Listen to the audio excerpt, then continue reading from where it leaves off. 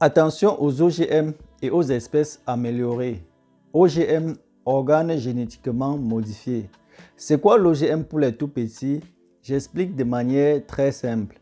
Les OGM, ce sont les espèces animales ou végétales dont le code génétique a été manipulé par l'homme dans un laboratoire pour obtenir certaines caractéristiques.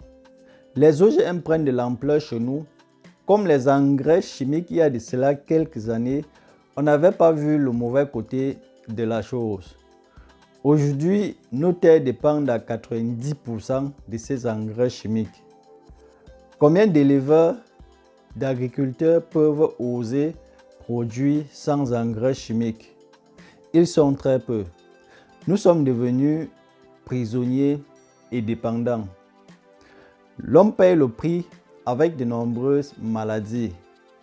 L'économie paye aussi le prix avec des importations.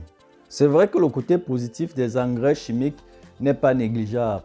Je fais cette nouvelle vidéo parce que chez nous, les éleveurs et les agriculteurs ont l'habitude d'acheter des semences ou des espèces juste parce qu'on aurait dit que cette semence produit beaucoup de tonnes à l'hectare ou que cette espèce donne beaucoup de petits, grandit rapidement ou donne beaucoup de chair.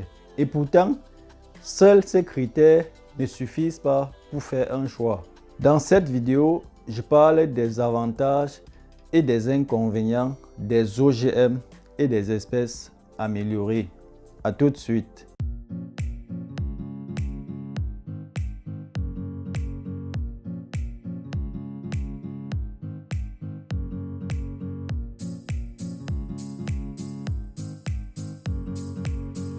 Salut, j'espère que tu vas bien. Moi, c'est Vitris Tafokam. Ici, on parle de ton développement et celui de ton peuple. Si tu es nouveau sur la chaîne, abonne-toi et active la cloche de notification pour les prochaines vidéos. Comme je disais à l'introduction, aujourd'hui, les OGM, organes génétiquement modifiés, prennent de plus en plus de l'ampleur chez nous.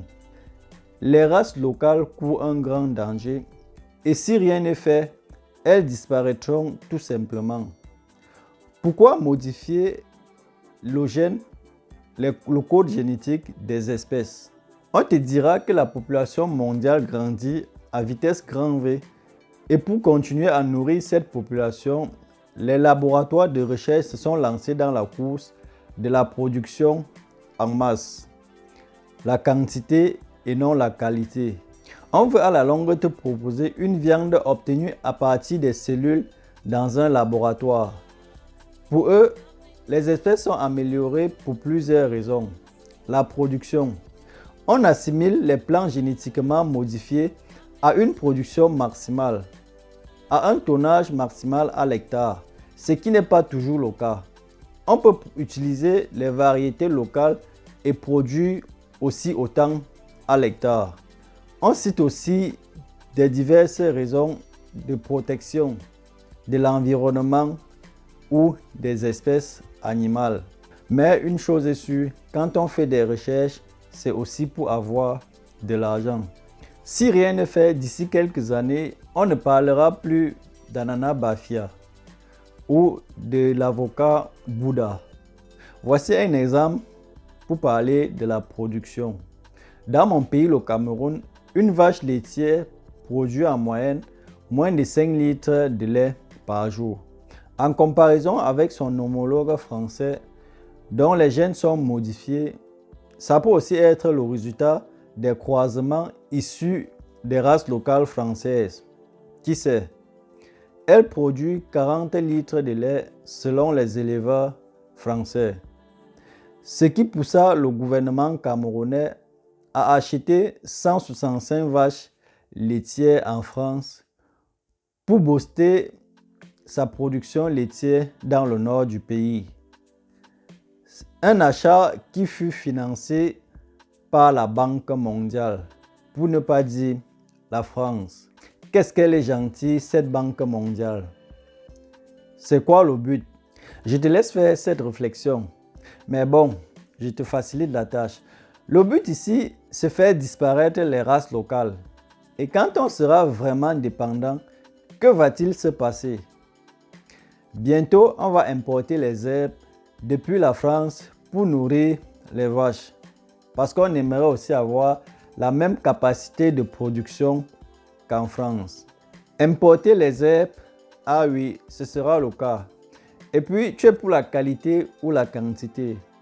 Je suis convaincu que si on compare la qualité nutritionnelle du lait produit par la vache camerounaise à la qualité du lait produit par la vache française, il n'y aura pas match. Malheureusement, seules les analyses peuvent prouver cela. Des semences améliorées pour produits bio, ça, c'est pas possible. Les semences améliorées ne peuvent en aucun cas produire les aliments bio. On a des agriculteurs qui prétendent faire le bio avec les semences améliorées juste parce qu'ils n'utilisent pas les engrais chimiques. Ça, c'est pas possible. Le bio, c'est aussi la semence. Si tu veux produire les aliments bio, alors il faut utiliser les races ou les semences locales qui n'ont subi aucune transformation. Déjà, qui n'ont jamais été produits avec les engrais chimiques. Là, on parle du vrai bio. Entrons dans le vif du sujet. Quels sont les avantages et les inconvénients des OGM ou espèces améliorées? Commençons par les avantages. Le premier avantage des OGM, en ce qui concerne les plantes, tu n'auras plus besoin des insecticides pour lutter contre les insectes. Le code génétique de ces plantes contient déjà, disons, un remède qui repousse les insectes sans toutefois les tuer. Au niveau des espèces animales, on a des produits qui ont des performances remarquables, comme la vache française ou bien les porcs qui font plus de 20 petits. Comme avantage, on parle aussi de la pénurie des semences ou des espèces qui peut être garantie par les laboratoires, ainsi de suite. Parlons des inconvénients. Comme premier inconvénient, on a la cohabitation difficile avec les races locales.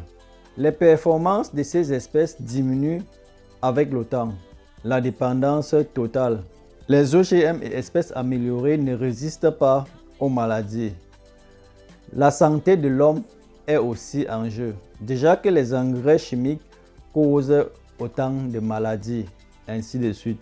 Pour conclure cette vidéo, je dirais que nous devons de plus en plus nous intéresser aux variétés et espèces locales qui sont en voie de disparition. Et s'il faille modifier pour avoir des performances escomptées, vas-y avec la race locale sans toutefois détruire la lignée pure.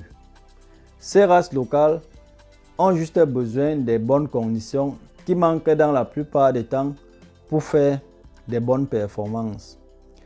Tout est possible. Merci de m'avoir suivi. Like la vidéo si elle t'a plu.